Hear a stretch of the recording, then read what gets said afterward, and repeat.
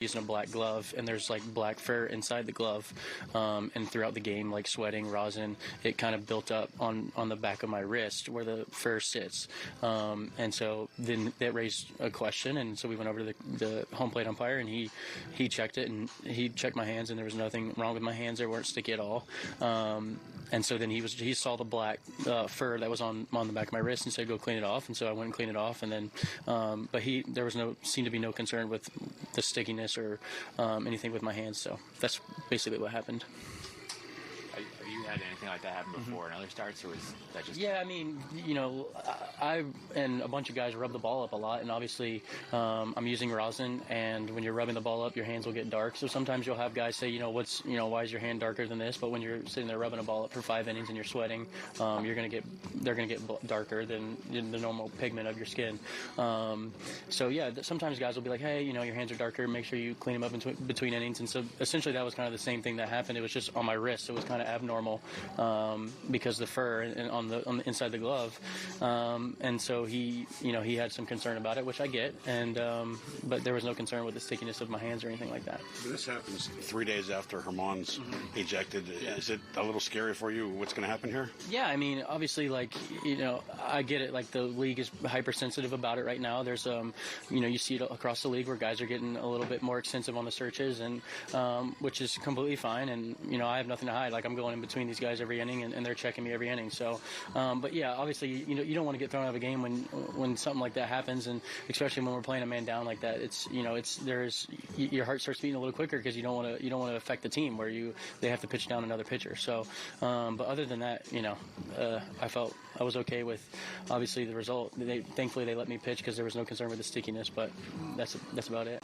You have to like your outing, huh? I think you left. There was still no runs at that point, and you talk about making progress, and this looks like one of those games where we had some progress. Yeah, I think that was, like you said, the number one thing is making progress and getting better each time out, and we felt like we've been getting there closer and closer. Sometimes like the results can be a little scattered, and it makes you take a look back, take a step back, and you're like, why didn't I have the results this game? But we feel like the locations that we're getting to, the shapes of the pitches have gotten consistently better, the strike throwing and the percentages and stuff. So to have the results tonight and be able to get a win was a really good feeling for me, and obviously to be able to help the team win on a good road trip so far is a big feeling.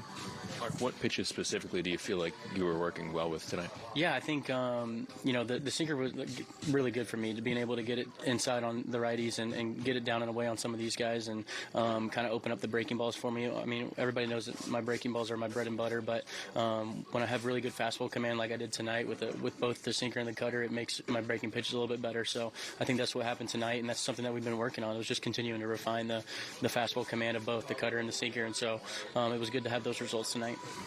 How would you sum up this road trip so far when you look at the stuff with Judge, the stuff with Vermont, now this inspection tonight? Yeah, I know we've had a very newsworthy road trip, I think, and so we play a lot of 160 games, so some of them can get a little bit monotonous and a little boring. So I guess it's good to have a little flair here and there. Thankfully, everybody's we're all in check and everything's good and came out the other side of it. But yeah, it's been made for good entertainment. I'm sure it's keeping you guys busy. So.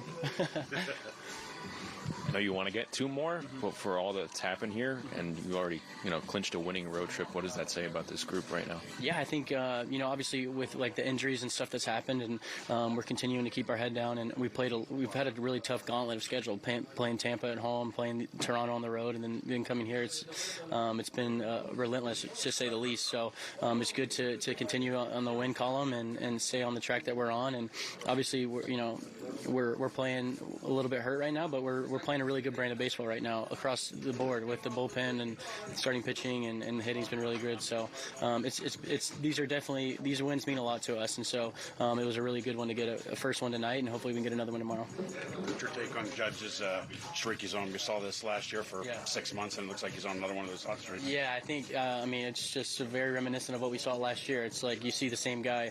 I don't think anything's changed from last year. It's kind of like when you see him catch hot like this, it's like just watch out. It's definitely raises a concern for the rest of the league. He's spitting on good pitches and seeing the ball really well right now and doing damage. So it's good.